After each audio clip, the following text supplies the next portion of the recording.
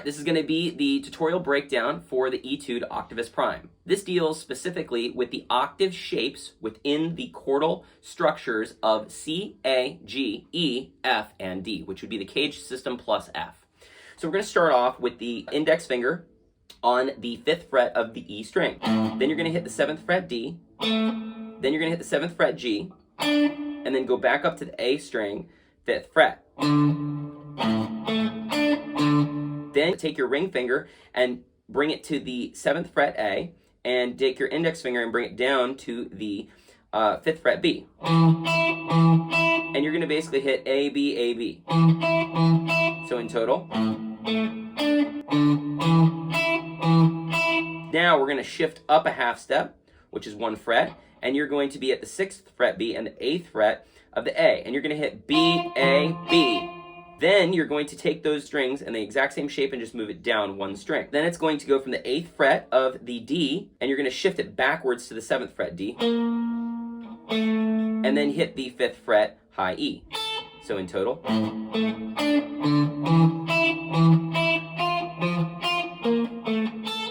Next, we're going to take our index finger, shift it up to the 5th fret of the G, and we're going to go from 5 to 7. And then take our ring finger, put it up here at the 10th fret, low E, and pinky finger goes to the 10th fret, high E.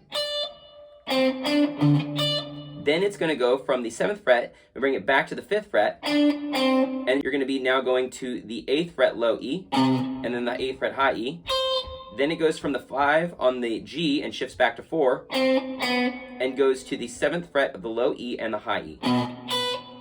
And then it goes up to the D string 5th fret with the index finger and goes 5 and up to 7, and then hits the 10th fret of the B. So you have in total.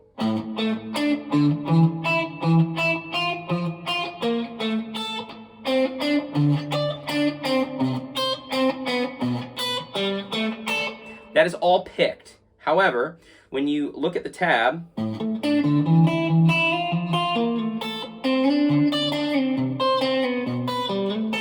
there's a lot more going on with hammer-ons and slides and more legato rather than individually staccatoed notes. Staccato being stabbing, legato being smooth sounding. Let's go over some of those shapes just to make sure we're on the same page. You're dealing with an E shape in the beginning, then an A shape, then a C shape,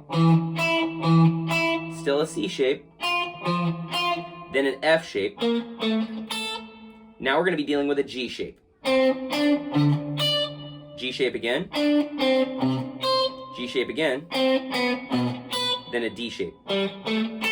Let's look at those chord shapes to see what they look like in their full form. Now, this is not necessarily going to sound like the song because I'm going to be using all major chords, but you'll be able to see it. So here's your E shape. Here's your A shape.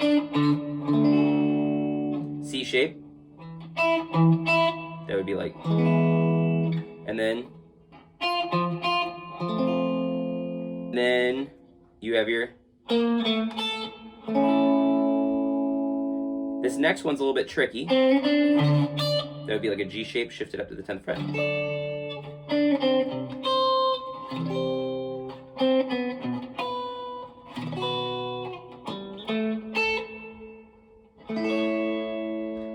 Now, that is going to conclude Octavus Prime and the melody, and also how it is that all of these shapes work together. All right, this is going to be the breakdown for Octavus Prime and the rhythms. This is going to utilize predominantly the key form of C, with the exception of the E major chord. So you have your chords A minor, then an E major, and then a D minor, then an A minor, then a D minor, C major, B minor 7 flat 5, and then an A minor. The picking pattern for this, or the finger picking pattern, is going to be you're going to be using the PIMA system, P-I-M-A, which would be thumb, index, middle, ring. And we're going to be pretty much thumb all the time on the bass notes. So the bass note of the A minor is going to be on the A string. We're going to hit a bass note, and then we're going to hit a triple trigger pull. We're basically going to pull on the index, middle, ring on the D, G, B. And then a smack. okay? And that's the pattern. You have a thumb, pull, smack, pull, kind of the whole entire time.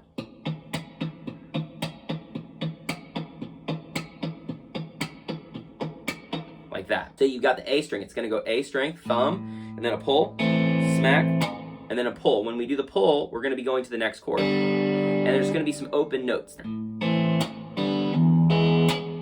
Okay, so you got your A minor, E major, D minor. Now all of a sudden, now listen, the E major has the E string as the bass, and the D minor has the D string as the bass. So we're changing our bass notes.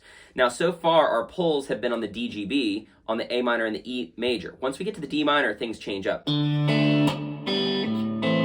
Okay, it's gonna go D minor. You got a thumb, pull, smack, pull, and then it goes back to A minor. Thumb, pull, smack, pull. Okay, so you got.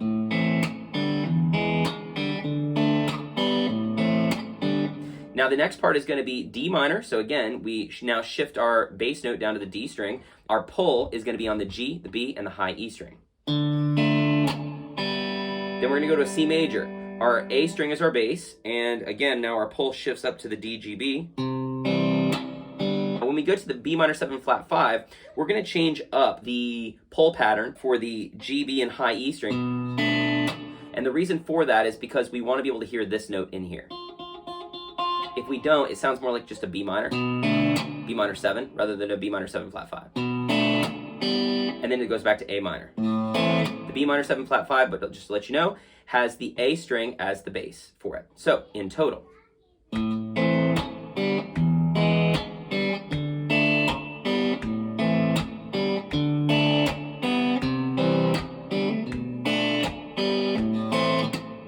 And that right there is the entirety of Octavus Prime Rhythms. Hi, my name is Tom Rodriguez, and I am the author of Unlock Your Lute.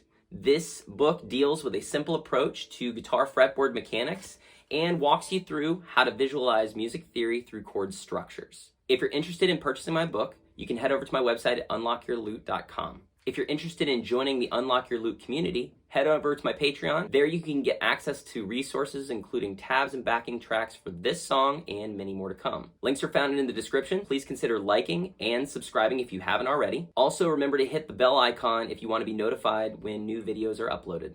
Don't be a stranger. If you have any questions, comment below.